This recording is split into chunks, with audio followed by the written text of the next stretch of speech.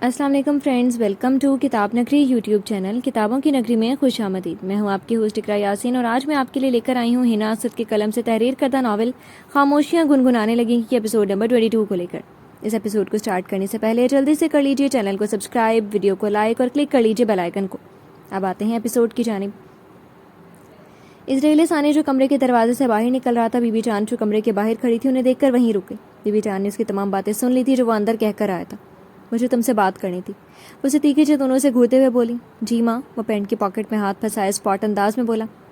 بیٹا، اب تمہاری دلہن کو میں یہاں مزید اپنے پاس نہیں رکھ سکتی۔ مگر ماں، ہم میں صرف نکاح کی بات ہوئی تھی، رخصتی کی نہیں۔ اس کے ماتھے پر شکن نمایاں ہوئی۔ وہ اب تمہاری ذمہ داری ہے، اسے نبھاؤ بھی۔ ویسے بھی اس گھر میں حسن رہتا ہے، میں نہیں چاہتی اس کو لے کر تم دونوں کے رشتے میں کوئی دراڑ آئے۔ اس کی بہتر اسی میں ہے کہ تم اسے اپنے ساتھ لے جاؤ، وہ فیصلہ کن انداز میں بولی۔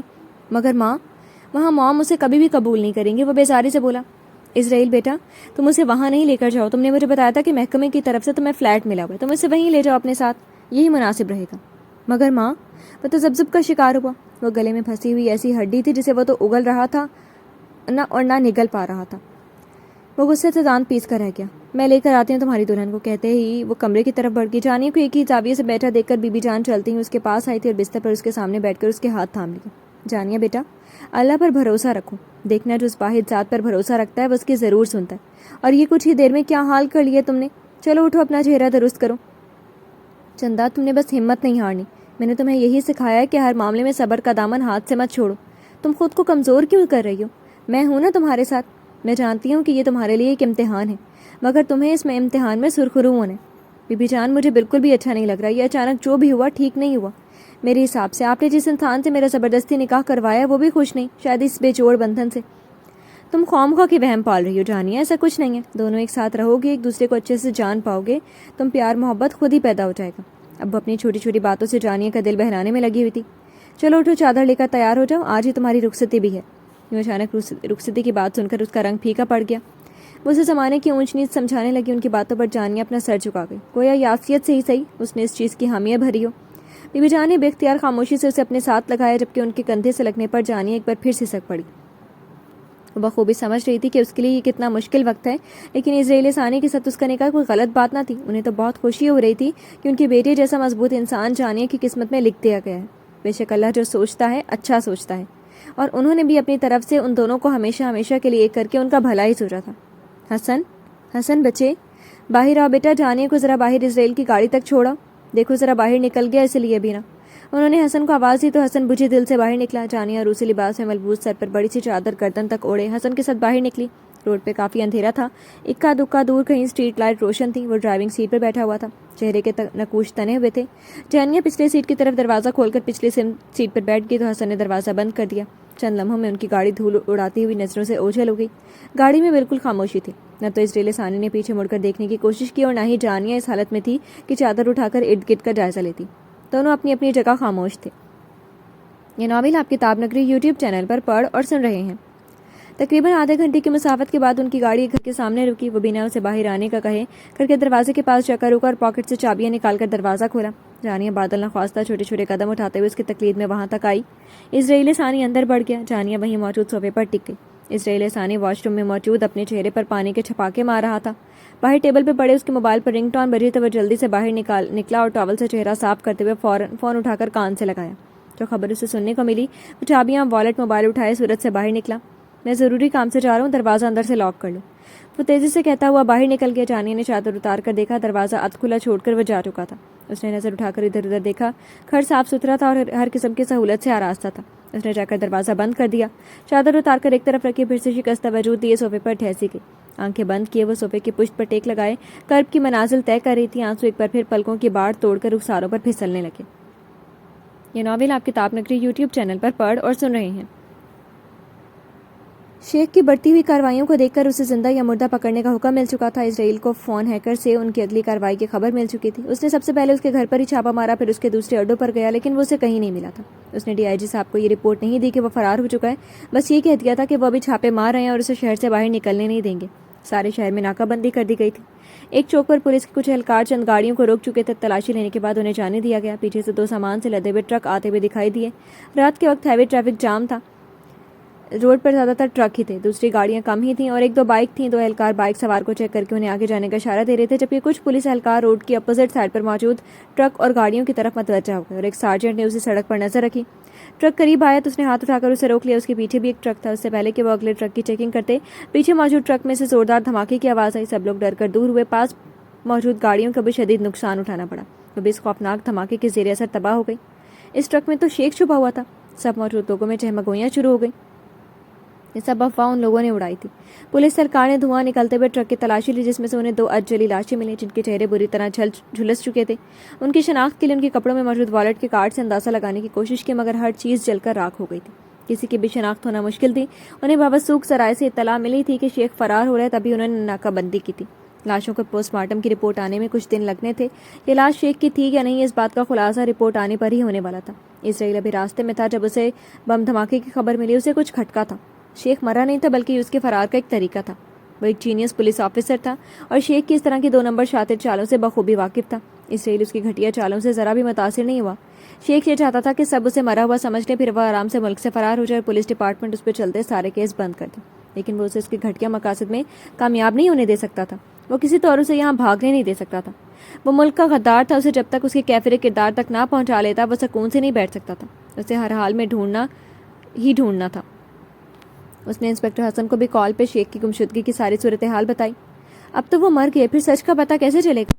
وہ نہیں مرا، میں یقین سے کہہ سکتا ہوں۔ آج ہی اس نے ملک سے فرار ہونا تھا اور آج ہی وہ بم دھماکے میں مارا گیا۔ یہ اس کے بھاگنے کا پلان ہے۔ I am 100% sure. سر، وہ زندہ ہے کہ رپورٹ آنے پر پتہ چل جائے گا، حسن نے کہا۔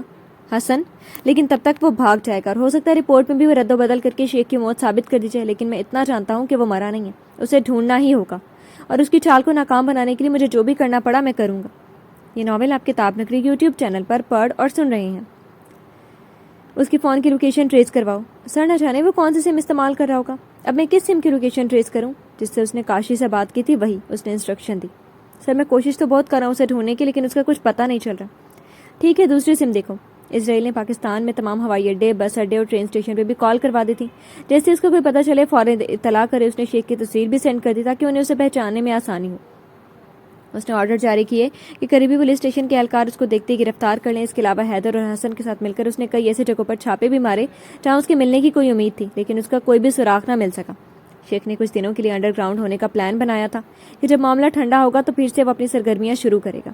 جیسے جیسے وقت گزرتا جا رہا تھا اس کے اشتعال میں مزید اضافہ ہوتا جا رہا تھا۔ ادھر دوسری طرف شیخ واقعی صحیح سلامت تھا۔ یہ اس کی چال تھی پولیس کو گمراہ کرنے کی۔ وہ پاکستان سے صبح دبئی کے لیے نکل چکا تھا۔ اس نے جھوٹا ڈرامہ رچایا تھا۔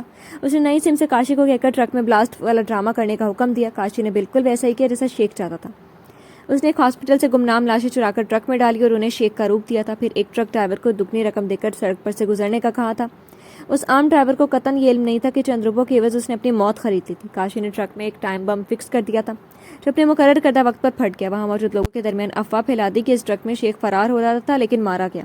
اسرائیل خود مقامی ایئرپورٹ پہ گیا اور صبح سے لے کر شام تک کی ساری معلومات لی۔ پھر کیمرہ فوٹیج سے دیکھا کہ شیخ بھیس بدل کر وہاں سے آج صبح ہی دبئی فرار ہو چکا تھا۔ اس کی پیشانی کی رگیں پھولنے لگیں اور شہد رنگ آنکھیں خون چھلکانے لگیں۔ یہ خبر سن کر اس نے مٹھیاں بھیج کر خود کے غصے کو پینے کی کوشش کی۔ پھر گھر سے ایک اہلکار کو اپنا پاسپورٹ وغیرہ لینے بھیج دیا۔ اس نے DIG کو بتایا کہ شیخ دبئی فرار ہو چکا ہے اور میں اس کے پیچھے جا رہا ہوں۔ وہاں جا کر دبئی پولیس فورس سے مدد لوں گا اس مجرم کو پکڑنے کے لیے۔ اس نے کھڑے کھڑے سارا منصوبہ بنا لیا۔ رات کے 3 بجے کی فلائٹ سے وہ پاکستان انٹرنیشنل ایئر لائن سے دبئی کے لیے فلائی کر گیا تھا۔ یہ ناول آپ کتاب نگری یوٹیوب چینل پر پڑھ اور سن رہے ہیں۔ اشنا، جس کے عشق میں شامیر شاہ جیسا مغرور انسان ڈوبا ہوا تھا، وہ اسکول فرینڈز پھر دونوں یونیورسٹی فیلو تھے۔ ان کے عشق کے چرچے ہر زبان زدے عام تھے۔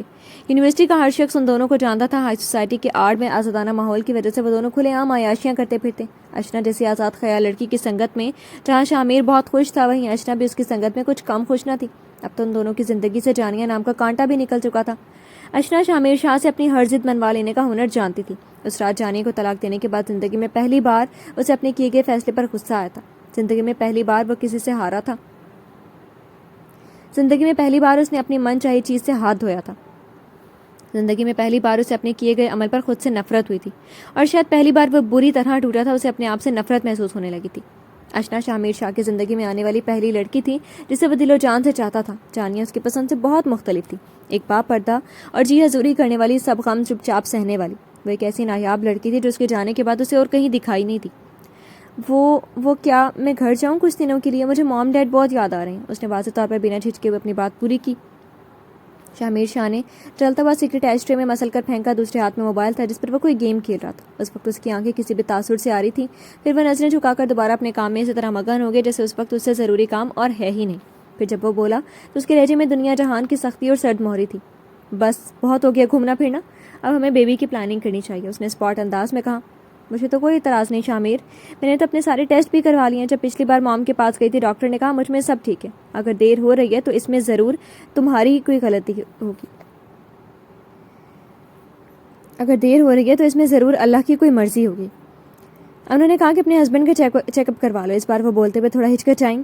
تمہارے کہنے کا کیا مطلب ہے کہ مسئلہ مجھ میں؟ اس کا لہجہ کاٹدار تھا. تم بخوبی جانتی ہو مجھے پھر بھی اتنا فضول بول رہی ہے. اس کا لہجہ سخت تھا. اشنا نے لرز کر اسے دیکھا.